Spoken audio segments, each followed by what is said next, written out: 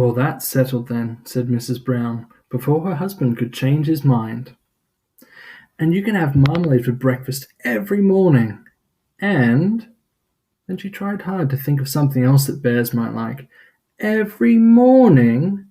The bear looked as if he could hardly believe his ears. "I only had it on special occasions at home. Marmalade is very expensive in darkest Peru."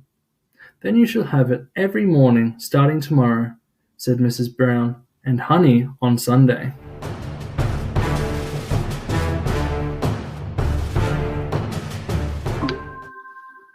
The noise was deafening. Shouting, screaming, laughing, shrieking. I thought my head was about to explode. It was so thunderous. I took a deep breath, breathed out, inhaled again, then dipped down until my head was completely underwater.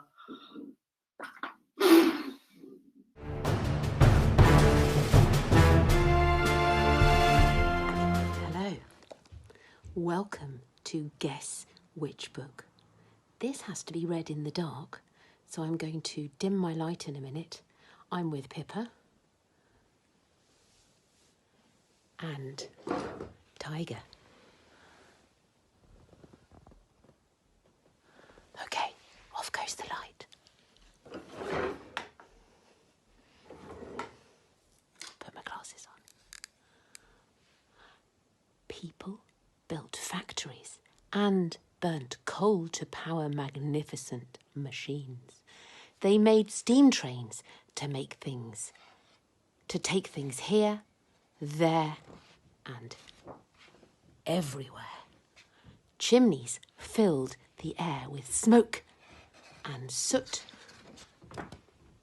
Pollution stained the clouds and blackened the branches where peppered moths. I can't even read this, it's so dark.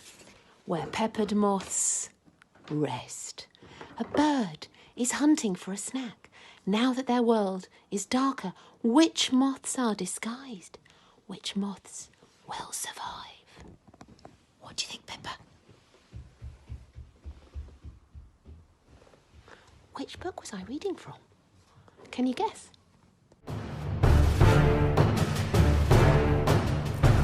Hi Mossall!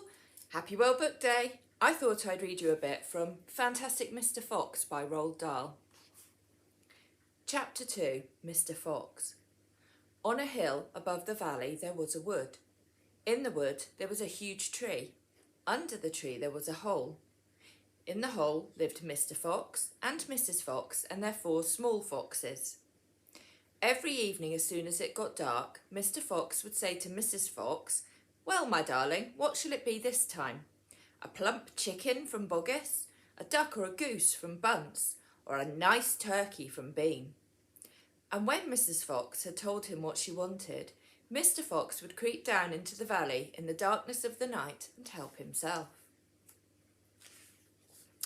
Boggis and Bunce and Bean knew very well what was going on, and it made them wild with rage. They were not men who liked to give anything away. Less still did they like anything to be stolen from them. So every night each of them would take his shotgun and hide in a dark place somewhere on his own farm, hoping to catch the robber. But Mr. Fox was too clever for them. He always approached a farm with the wind blowing in his face, and this meant that if any man were lurking in the shadows ahead, the wind would carry the smell of that man to Mr. Fox's nose from far away. Thus, if Mr. Boggis was hiding behind his chicken house number 1, Mr. Fox would smell him out from 50 yards off and quickly change direction, heading for chicken house number 4 at the other end of the farm. "Dang and blast that lousy beast," cried Boggis. "I'd like to rip his guts out," said Bunce. "He must be killed," cried Bean. "But how?" said Boggis. "How on earth can we catch the blighter?" Bean picked his nose delicately with a long finger. "I have a plan," he said. You've never had a decent plan yet, said Bunce. Shut up and listen, said Bean. Tomorrow night we will all hide just outside the hole where the fox lives. We will wait there until he comes out. Then bang! Bang, bang, bang! Very clever, said Bunce. But first we shall have to find the hole. My dear Bunce, I've already found it, said the crafty Bean. It's up in the wood on the hill. It's under a huge tree. What happens next? Will they catch Mr. Fox or will he outsmart them? Take out a copy of Fantastic Mr. Fox today to find out.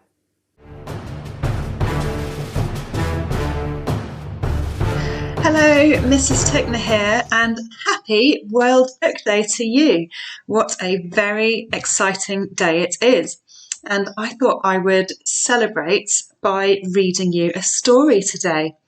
Now, I want to show you a couple of books that I've got here just to introduce the one that I'm going to read. You might have seen this one before. It's called Oi, Frog. And on the back, in the blurb, it says, cats sit on mats, hares sit on chairs, mules sit on stools, and gophers sit on sofas. I wonder what you noticed about those animals and the things that they sit on. What do you think? Did you spot that the animals all sit on things that rhyme with their name? Now, as well as that book, there's also this one that I've got called Oi, Cat, but I'm not going to be reading you that one either. I'm actually going to be reading you this one, and it's called Oi, Duck-billed Platypus. So, let's get started. I'm going to put the book on screen for you and read along. So, let's get going.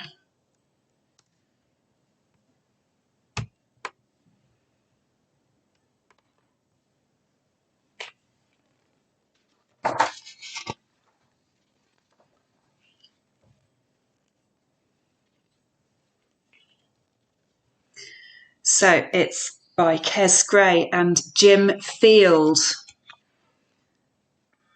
Oi, duck-billed platypus, sit on a... What rhymes with duck-billed platypus? Whispered the frog. Absolutely nothing, smiled the cat. What about cluck-filled hattybus?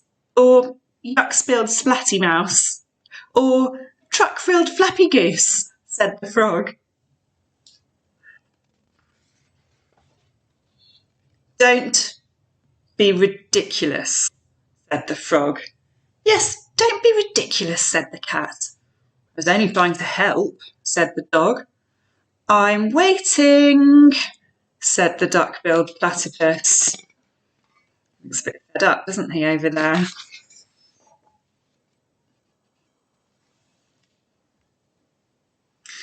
We're all waiting too, said a crowd of animals with impossible to rhyme with names.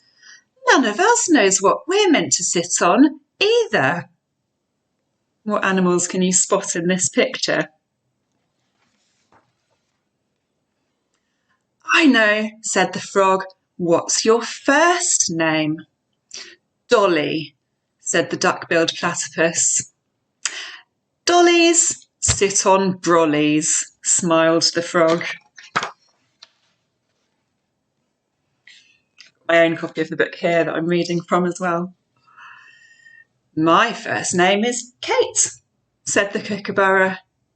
Kates sit on gates, said the frog.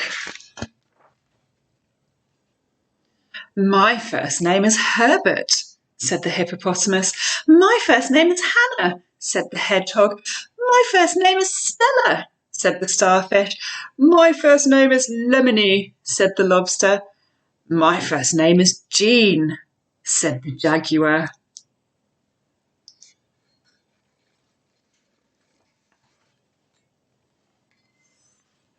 Herberts sit on sherbets. Hannahs sit on spanners. Stellas sit on propellers. lemonies sit on anemones, and jeans sit on baked beans, said the frog. He's good at this, isn't he? Said the dog. Oh, too good, sighed the cat. What do iguanas sit on? Asked the ibex.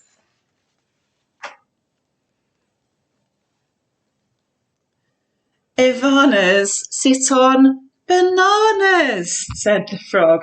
Iguanas sit on bananas, Terrys sit on cherries, Claires sit on pears, and Ellens sit on melons. What about Bobs? Said the budgerigar. Bobs sit on corn on the cobs, said the frog. Bobs sit on corn on the cobs, Clives sit on hives, Aussies sit on posies, Sophies sit on trophies, Renatas sit on chipolatas, and Zanes sit on trains. All seems quite obvious, doesn't it?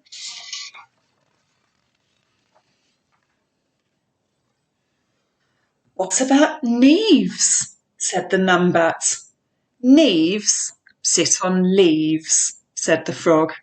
Neaves sit on leaves, Alices sit on palaces, Freddies sit on teddies, Pippers sit on slippers, Pauls sit on walls, Tailors sit on sailors, and Baileys sit on ukuleles.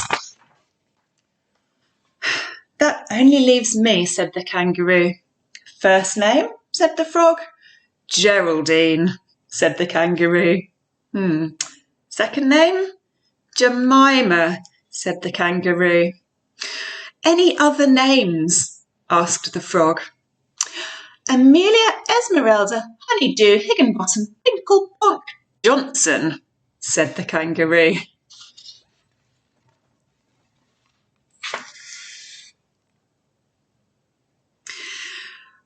Sit where you like, said the frog.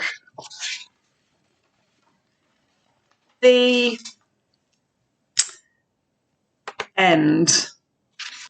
I hope you enjoyed listening to that story. I enjoyed reading it. It's one of those really good, fun books to read because of all the rhymes and because it's quite funny as well, isn't it? And I also think a book like that must have been quite good fun to write, thinking up all of the ideas of the different things that rhyme. So whatever amazing book activities you get up today, I hope that you have lots and lots of fun, and I will see you very soon. Bye-bye.